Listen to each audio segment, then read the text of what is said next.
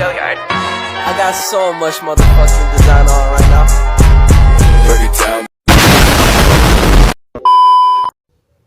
Halo, saya Intan Nurbahari. Di sini dalam rangka memenuhi tugas sejarah Indonesia, saya akan membahas sejarah di Indonesia, yaitu peristiwa Rengas Dengklok.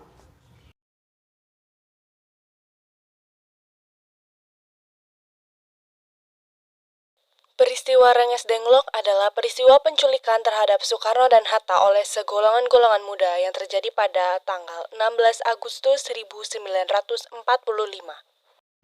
Di penjabaran umum yang tadi, peristiwa Rengas Dengklok adalah peristiwa penculikan Bung Karno dan Bung Hatta oleh golongan muda. Padahal lebih tepatnya, peristiwa Rengas Dengklok ini adalah peristiwa mengamankan Bung Karno dan Bung Hatta oleh golongan muda. Nah, biar makin nambah tahu, mari kita bahas di video selanjutnya. Latar belakang. Awal mula terjadinya peristiwa Rengas Dengklok ini karena adanya perbedaan paham tentang waktu pengumuman proklamasi kemerdekaan Indonesia antara golongan tua dengan golongan muda. Ketegangan bermula dari berita kekalahan Jepang yang menyerah tanpa syarat pada sekutu pada 15 Agustus 1945. Kabar tersebut membuat golongan muda mendesak golongan tua untuk segera memproklamasikan kemerdekaan Indonesia.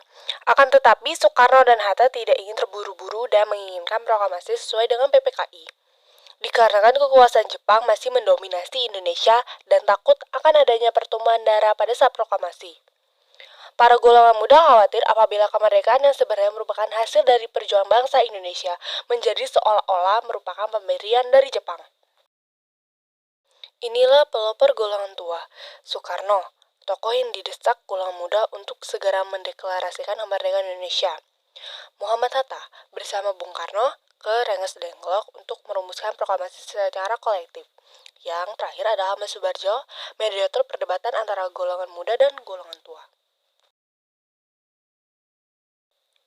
Selanjutnya ada tokoh golongan muda di peristiwa Rengas Dengklok ini yang berjumlah 33 golongan muda. Jadi inilah peran golongan muda, mengadakan rapat, mengatur persiapan pembacaan kemerdekaan Indonesia, mendesak golongan tua, mengamankan golongan tua, mencari informasi tentang keberadaan Jepang di Indonesia, memberikan saran agar teks proklamasi ditandatangani Soekarno dan Hatta atas nama bangsa Indonesia, menyebarluaskan tentang kemerdekaan Indonesia. Golongan mudanya kok banyak banget ya? Di sini saya akan mengambil 3 pelopor golongan muda yang paling terkenal. Inilah pelopor golongan muda. Yang pertama ada Wikana. Peran Wikana sangat penting karena berkat koneksinya di Angkatan Laut Jepang atau Kaigun, proklamasi 1945 bisa dirumuskan di rumah dinas Laksamana Maeda di Menteng yang terjamin keamanannya. Yang kedua, Soekarni. Soekarni adalah tokoh yang mengusulkan agar naskah proklamasi kemerdekaan hanya ditandatangani oleh Soekarno dan Hatta sebagai perwakilan bangsa Indonesia. Nah, yang ketiga ada Sayuti Melik. Sayuti Melik menjadi salah satu tokoh proklamasi dan berperan sebagai pengetik naskah. Sebelumnya, naskah proklamasi ditulis tangan dengan beberapa perubahan. Setelah disetujui, diserahkan kepada Sayuti.